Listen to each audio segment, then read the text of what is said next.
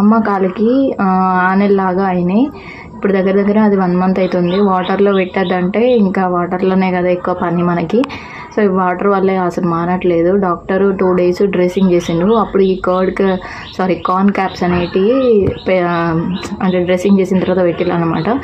అయితే అవే తెప్పించి పెడితే బెటర్ కదా అని చెప్పేసి అని ఇక తగ్గకపోయేసరికి డాక్టర్ చూపించుకుంటే మళ్ళీ ఇవే రాసిండు. తీసుకొచ్చినాము. ఫస్ట్ వాటర్ తోటి మంచిగా క్లీన్ చేసిన తర్వాత అప్పుడు ఈ క్యాప్స్ అనేటివి మనం పెట్టాలంట. ఈ క్యాప్స్లలో కూడా చిన్న చిన్నగా మందులాగా వచ్చింది.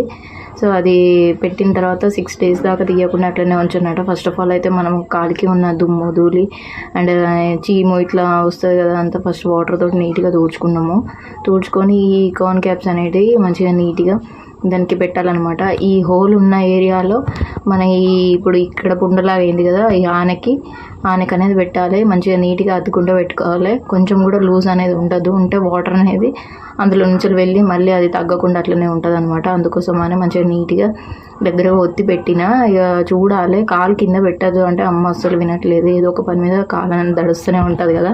ఒక 6 days దాకా అట్లనే ఉంచాలి అని చెప్పేసి అని అన్నారు. ఇప్పుడు చూద్దాము మానదా అనేసి.